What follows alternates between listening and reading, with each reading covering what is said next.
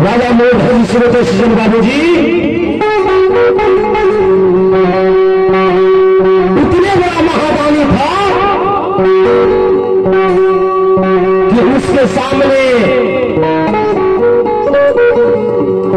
जो भी कोई आते थे या उसके दरवाजे पर जो भी कोई आते थे उसे भोजन भाव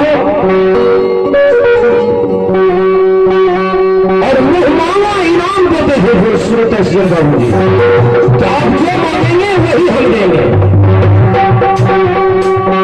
अन्नदान, वस्त्रदान, भोजन दान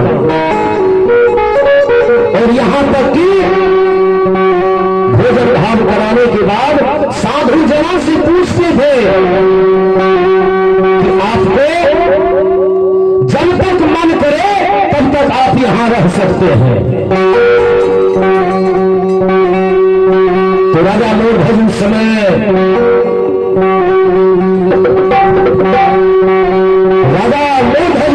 श्रोता सज्जन बाबू जी दान दे रहे थे प्रजाजनों को। तो राजा मोरध्वज के जैसे कान में एक ब्राह्मण का आवाज गूंजते हैं तो राजा मोरध्वज दौड़ते हुए ब्राह्मण के नजदीक आते हैं। ब्राह्मण से जैसे ब्राह्मण के नजदीक आते हैं उसके पीछे रानी पद्मावती दौड़ते हुए आते हैं।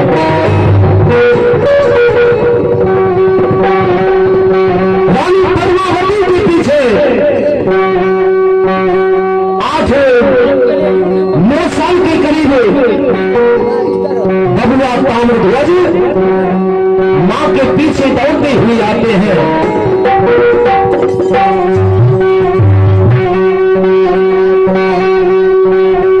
जैसे ताम्रध्वज मां के पीछे दौड़ते हुए आते हैं तब तक वो पिताश्री ब्राह्मण के नजदीक पहुंच जाते हैं। साधु को कह सकते हैं ब्राह्मण बाबा को प्रणाम करते हैं तब तक में रानी पद्मावती भी आ जाते हैं और उसका बेटा ताम्रध्वज भी आ जाते हैं। ब्राह्मण बाबा को बड़े हृदय से श्रोता श्री बाबू जी प्रणाम करते हैं और ब्राह्मण बाबा भी मन से आशीर्वाद देते हैं। राजा को कहते हैं, राजन क्या मैं तुझे बताऊं? राजन उधर से राजा वो भेज कहते हैं, बाबा पहले आप मेरे बाह के पालकी पर बैठिए। बाबा पहले आप आसन ग्रहण कीजिए। जैसे चौखट के पास जाते हैं, रानी पद्मावती एक थाल लाते हैं, थाल में बाबा का चरण को पखारते हैं। चरण को पखारने के बाद तीनों प्राणी उस चरना अमृत को पहले ग्रहण करते हैं और उसके बाद अपने गृह मकान पर छिड़ते हैं।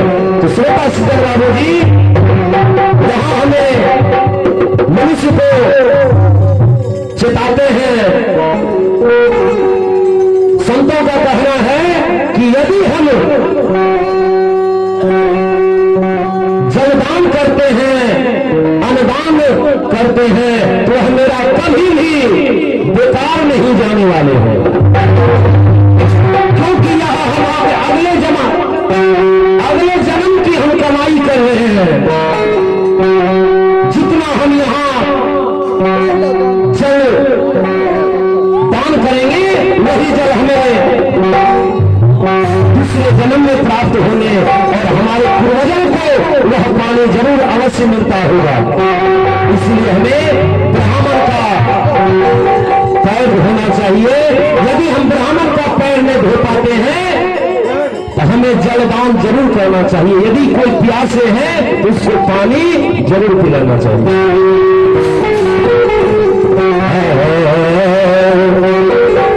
उसके बाद राजन कहते हैं, बाबा आपका मैं क्या सेवा कर सकता हूं? आप थोड़ा हमें बताइए बाबा। ब्राह्मण कहते हैं कि मेरा सेवा करना चाहता है। हे राजन, क्या मेरा सेवा आप कर सकते हैं?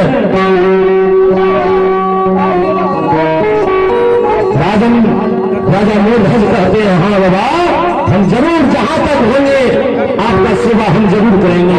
यह तो मेरा कर्तव्य है, यह तो मेरा धर्म है। अभी तक मेरे दरवाजे से एक भी कोई खाली हाथ नहीं गए हैं बाबा। आपका सेवा करना ही, आपका सेवा करना ही यह मेरा कर्तव्य है। आपका सेवा करना ही यह मेरा कर्तव्य है। आपके चरणों के सेवा, आपके चरणों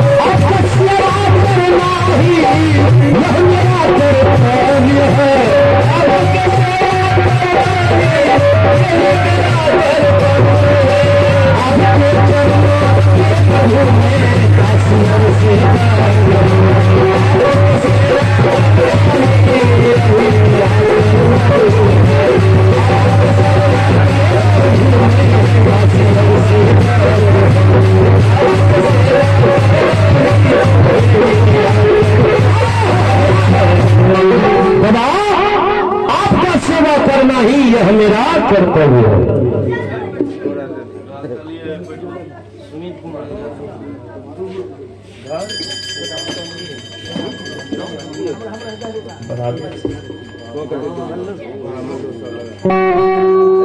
आइए हमारे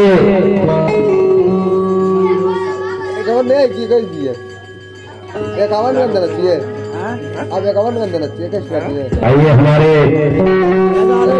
एक छोटा सा बालक है,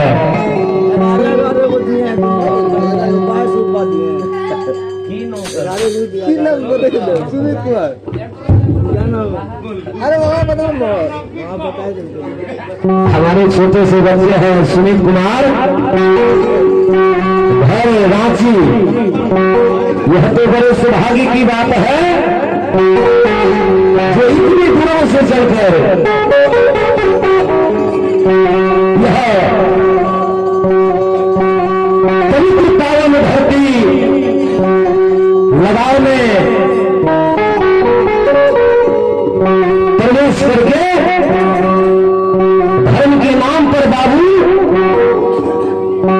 सुमित 21 रुपया का दान दिए हुए हैं। मां सारणी से विनती अर्जी है कि हे मां, इसे विद्या का भंडार दे देना मां, जिससे कि मां, पिता और दादा दादी का भी नाम रोशन कर सके। तो आइए हमारे अगले महादानी बाबू हैं मल्लू बाबू, मल्लू सा इंग्लिश लगा, जो कि भगवान के नाम पर खुश होकर 51 रुपया का महादान दिए हुए हैं। मां लक्ष्मी से विनती अर्जी करते हैं कि हे मां,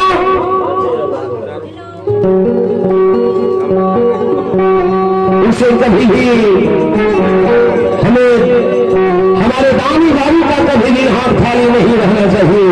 मां, उसके घर में लक्ष्मी का वास हो, मां शारदे की वास हो।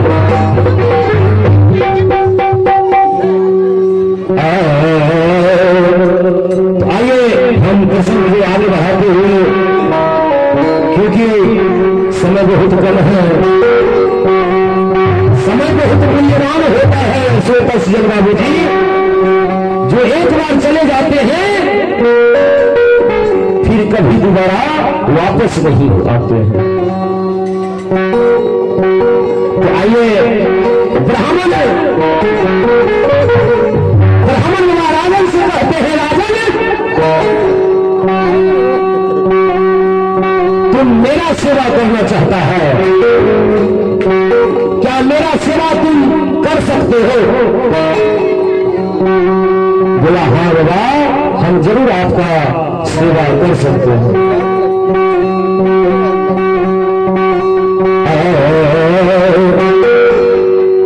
सुनो राजन तुम ध्यान से, सुनो राजन तुम ध्यान से, मैं 7 दिन से भूखा हूं। सुनो राजन तुम ध्यान से, मैं 7 दिन से भूखा हूं।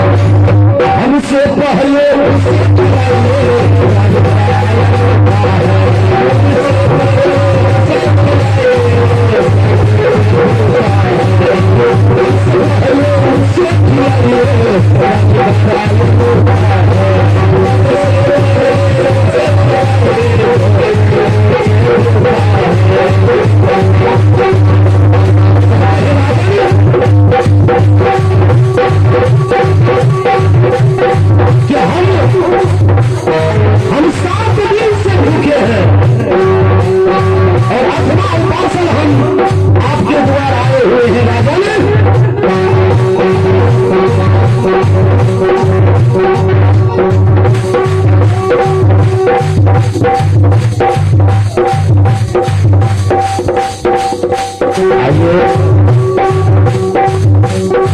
हमारे माता समान, हमारे माता तुल्य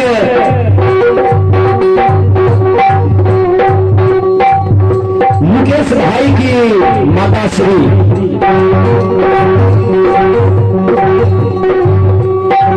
मुकेश भाई के माता जी इस धनकोट में 21 रुपये का दान देकर उनके आगे बने हैं।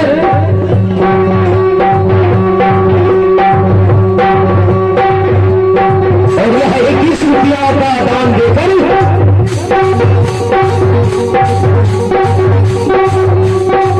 अपने पतिनाथ की मिलती आत्मा को शांति के लिए बाबूजी इस धनकोट में 21 रुपया का महादान दिए हुए हैं। तो ब्राह्मण राजन को कहते हैं राजा मोर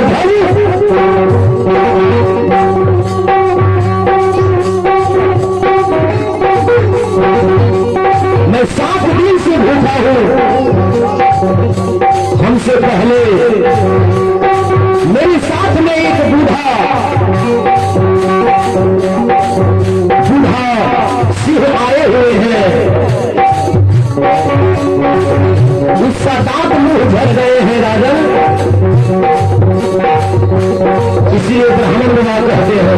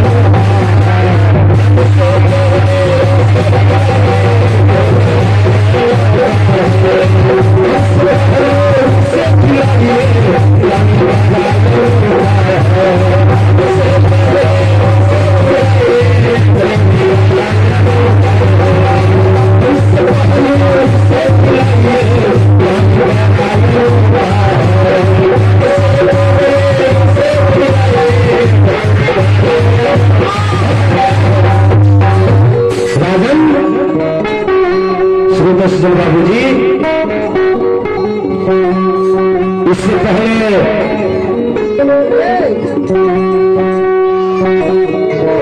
इससे पहले राजा का परिचय लिए थे साधु विभाग। इसमें जो भी हमसे गलती त्रुटियां होंगे बच्चे समझ कर माफ करेंगे। अपना नाम तीनों प्राणी बताए थे। राजा से जब पूछे थे तो राजा अपना नाम मूलध्वज बताया था, और पत्नी से जब पूछे तो पत्नी अपना नाम रानी पद्मावती बताए थे। और जब वह नन्हा से बालक से जब नाम पूछे तो वह अपना नाम बाबू ताम्रध्वज बताए। आइए कहता है सुनो रावण तुम ध्यान से, मैं 7 दिन से भूखा हूं। हमसे पहले उसे खिलाइए, प्राणी बड़ा अनोखा है। होता है कि उसके जैसा कोई नहीं, क्योंकि इस मनुष्य के साथ में एक शेर को कोई भी नहीं रख सकते हैं, इसलिए उसे अनोखा बताया गया।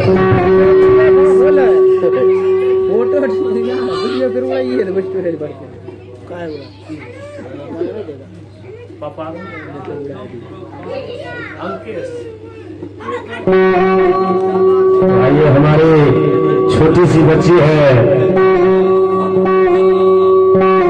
सुप्रिया कुमारी, पिता अंकेश राज, जो कि इस भगवान के धर्मकोट में 21 रुपया का दान देकर उनके भागी बड़ी हुए हैं। मां शारदे से विनती अर्जी है कि हे मां, उस नन्ही सी बच्ची को विद्या का भंडार देना मां, जिससे आगे चलकर मां बाप का नाम रोशन कर सके।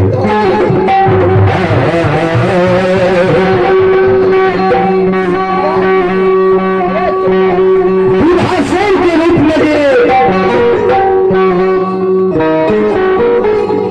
यमराज थे श्वेतेश्वर बाबू जी, उसे देखकर राजा सोचने लगते हैं, कहते हैं बाबा आपका शेर क्या भोजन कर सकते हैं?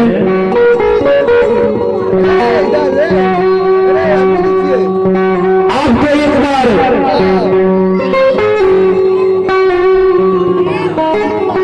आदेश तो करके देखिए बाबा। कहते हैं राजा ने,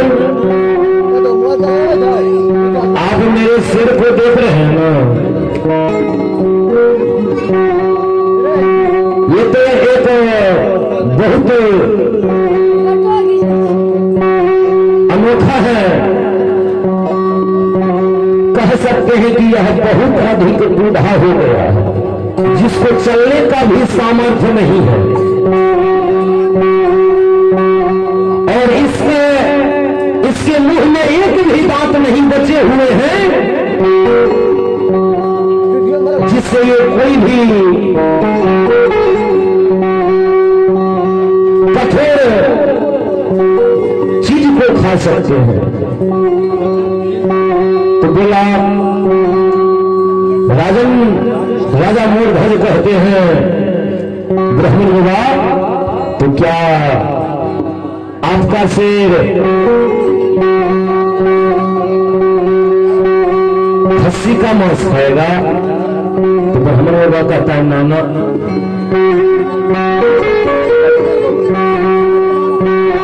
तो आप ही बताइए क्या खाएगा? तो बोला ना तो ये बकरी का मांस खाएंगे, ना तो ये किसी खस्सी का मांस खाएंगे, ना तो ये किसी जंगली जानवर का मांस खाएंगे, क्योंकि इसके पास वो सामर्थ्य नहीं है जो ये खा सकते हैं।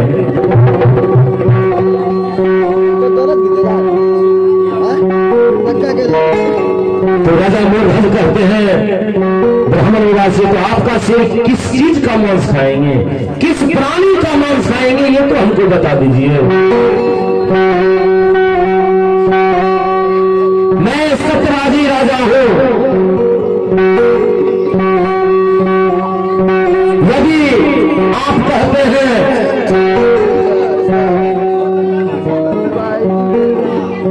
यदि आप कहते हैं कि मैं अपना सिर काट कर आपके चरणों में रख दूं, तो वो भी हम करने के लिए तैयार है। ब्राह्मण बाबा कहता, नाना राजन, ऐसा करने का कोई जरूरत नहीं है। तो बोला मेरा शेर कोमल कोमल मांस खाएंगे, मेरा शेर कठोर मांस नहीं खा सकते,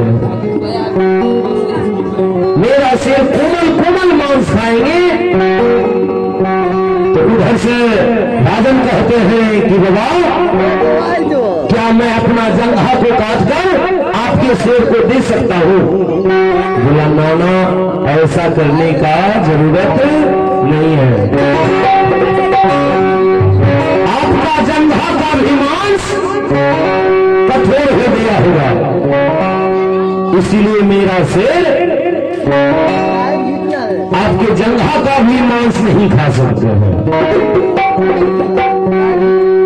तो रानी पद्मावती कहते हैं,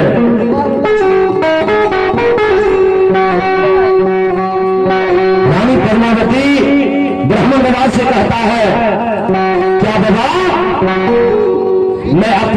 मांस दे सकता हूँ। बोला नाना ऐसा नहीं कर सकते, और मेरा बूढ़ा शेर आपका मांस नहीं खा पाएगा।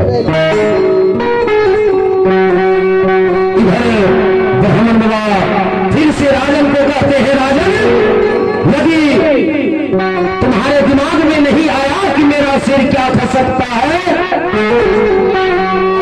तो मैं यहीं पर अपना प्राण तेज दूंगा, क्योंकि मैं 7 दिन और 7 रात से भूखा हूं। अथमा उपासल हम तुम्हारे द्वार आए हुए हैं।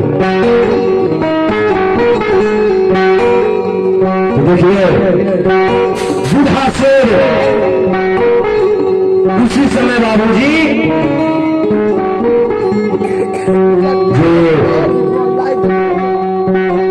बैठे हुए थे और ब्राह्मण बाबा आसनी मारकर बैठे हुए थे, तो बूढ़ा शेर तलमलाना शुरू हो गया। तो उसी समय ब्राह्मण बाबा कहते हैं, राजन